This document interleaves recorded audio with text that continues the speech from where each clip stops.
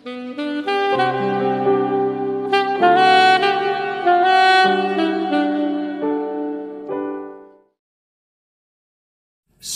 puji Tuhan, kita berjumpa lagi dalam Renungan Harian edisi 27 Mei di hari ini. Saya percaya kita semua ada dalam pimpinan Tuhan, pertolongan dan perlindungan Tuhan. Mengawalinya, mari kita berdoa. Segala puji dan syukur kami naikkan kepadamu ya Tuhan, karena betapa baiknya Tuhan, sungguh baiknya Tuhan, sangat baiknya Tuhan dalam kehidupan kami. Sehingga Tuhan masih berikan kami waktu, kesempatan untuk kembali mau membaca, menyelidiki, merenungkan, dan mendengarkan sebagian dari firman-Mu. Roh-Mu yang kudus tolonglah kami. Urapilah dan berkatilah kami dengan kebenaran firman-Mu di hari ini. Berfirmanlah ya Tuhan, karena kami sudah bersedia untuk mendengarkannya. Dalam nama Tuhan Yesus Kristus kami berdoa. Amin.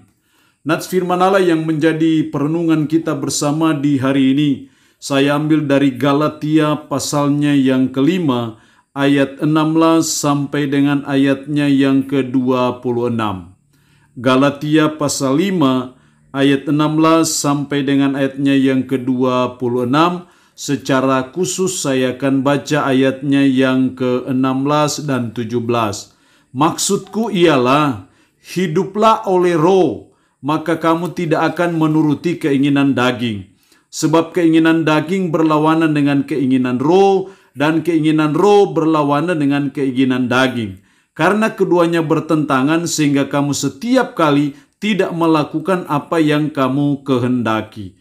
Demikian kebenaran firman Allah di hari ini yang intinya mengajar kita, menasihati kita untuk hidup dipimpin oleh roh atau hidup menurut roh. Itulah inti firman Allah di hari ini.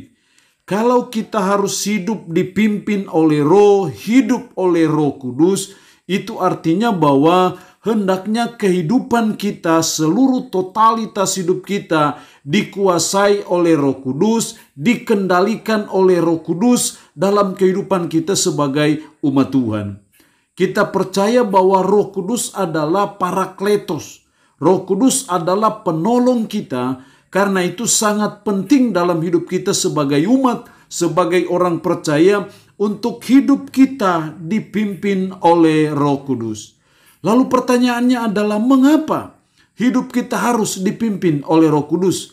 Apa dasarnya, apa alasannya, apa argumentasinya? Sehingga sebagai umat, sebagai orang percaya, kita terus belajar, kita terus berusaha, kita terus berdaya upaya supaya hidup kita dipimpin oleh Roh Kudus, bukan dipimpin oleh keinginan daging kita.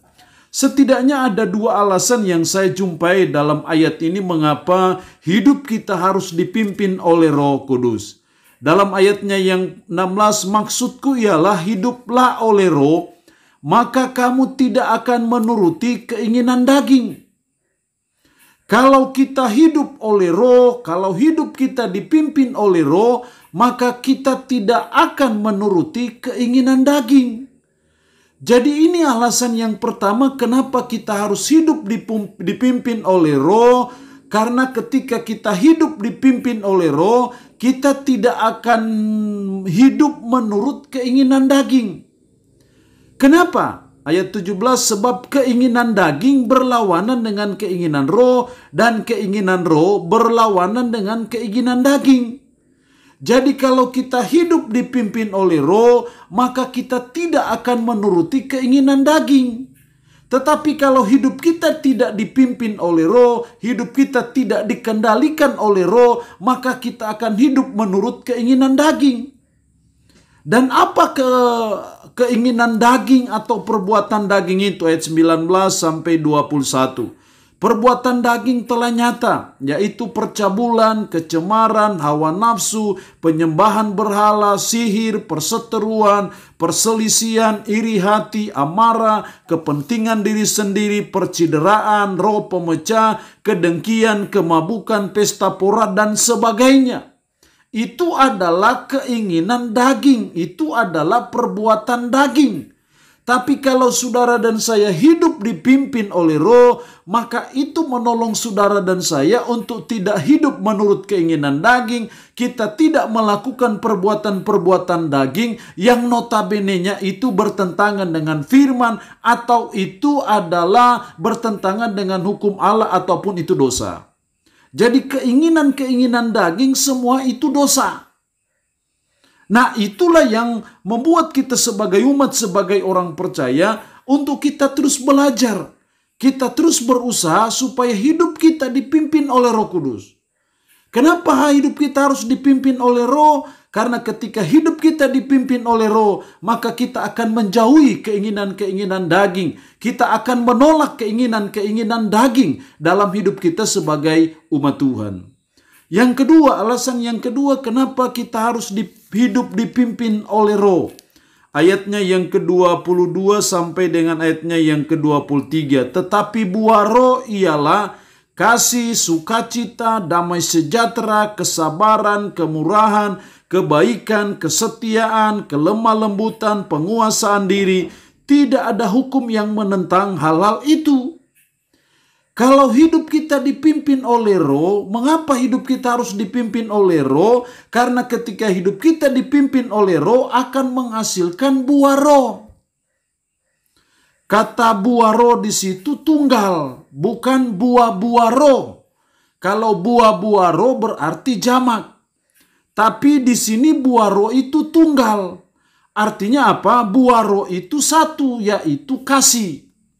Di dalam kasih baru ada sukacita, ada damai sejahtera, ada kesabaran, ada kemurahan, ada kebaikan, ada kesetiaan, ada kelemah lembutan, ada penguasaan diri.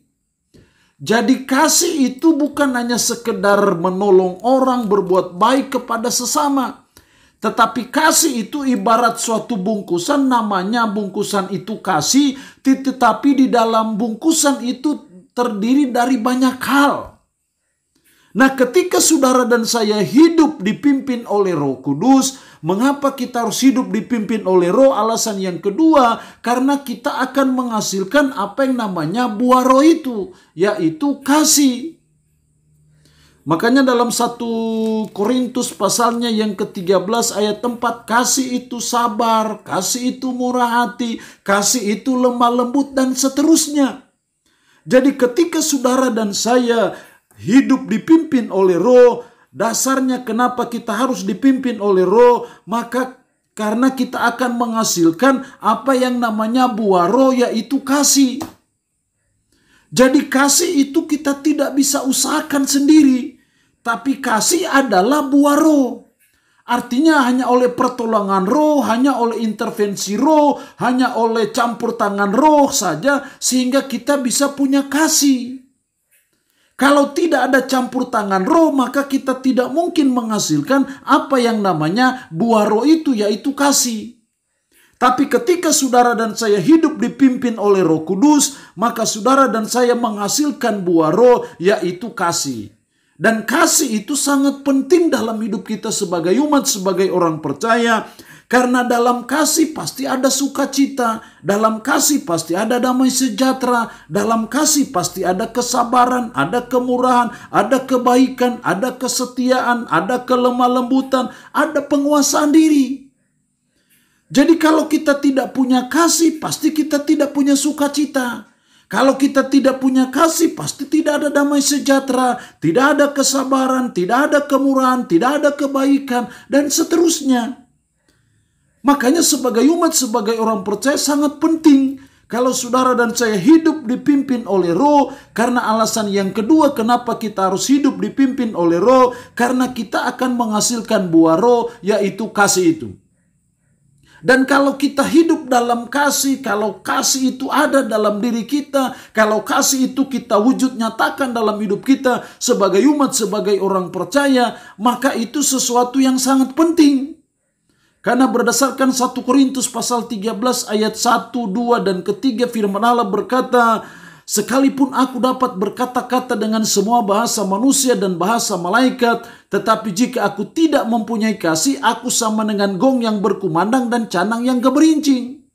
Ayat 2, sekalipun aku mempunyai karunia untuk bernubuat dan aku mengetahui segala rahasia dan memiliki iman yang sempurna untuk memindahkan gunung, tetapi jika aku tidak mempunyai kasih, sedikit pun tidak ada faedahnya bagiku. Ayat 3, jikalau aku membagi-bagikan segala sesuatu yang ada padaku, bahkan menyerahkan tubuhku untuk dibakar, tapi jika aku tidak mempunyai kasih, sedikit pun tidak ada faedahnya bagiku. Itu betapa pentingnya hidup kita ini memiliki kasih. Betapa pentingnya kasih itu sungguh-sungguh ada nyata dalam hidup kita sebagai umat, karena segala sesuatu tanpa kasih adalah sia-sia. Dan saudara dan saya bisa punya kasih yang namanya kasih agape itu kalau ada intervensi roh dalam hidup kita. Kalau hidup kita dipimpin oleh roh, hidup kita dikendalikan oleh roh, maka disitulah kita menghasilkan apa yang namanya buah roh, yaitu kasih itu. Tapi kalau hidup kita tidak dipimpin oleh roh, berarti hidup kita dipimpin oleh kedagingan. Dan kedagingan itu semua adalah hal-hal yang tidak berkenan kepada Tuhan. Jadi sebagai umat Tuhan, sebagai orang percaya, kita belajar dalam menjalani hidup ini untuk kita terus dipimpin oleh Roh Kudus. Kenapa kita harus dipimpin oleh Roh? Karena dua alasan.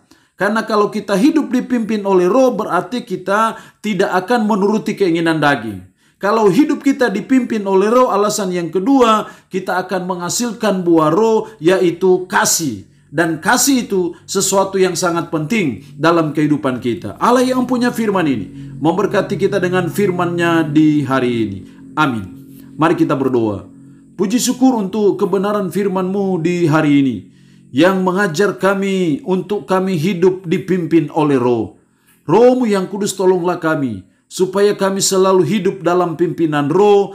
Karena ketika kami hidup dalam pimpinan Roh, kami tidak akan menuruti keinginan daging. Kalau hidup kami dipimpin oleh Roh, maka kami akan menghasilkan buah Roh, yaitu kasih. Dan kasih itu sesuatu yang sangat penting dalam hidup kami. Tanamkanlah, meteraikanlah firman-Nya dalam hati dan pikiran kami, dan sanggupkan kami untuk kami bisa menjalani hidup ini berpadanan dengan firman-Mu di hari ini. Hamba mohon berkat-Mu bagi umat-Mu yang boleh mendengarkan renungan harian di hari ini, berkat jasmani, berkat kekuatan, umur panjang Tuhan beri.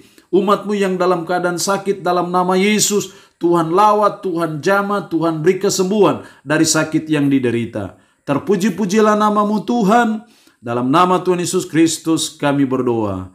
Amin. Shalom, sampai berjumpa lagi dalam renungan harian edisi berikutnya.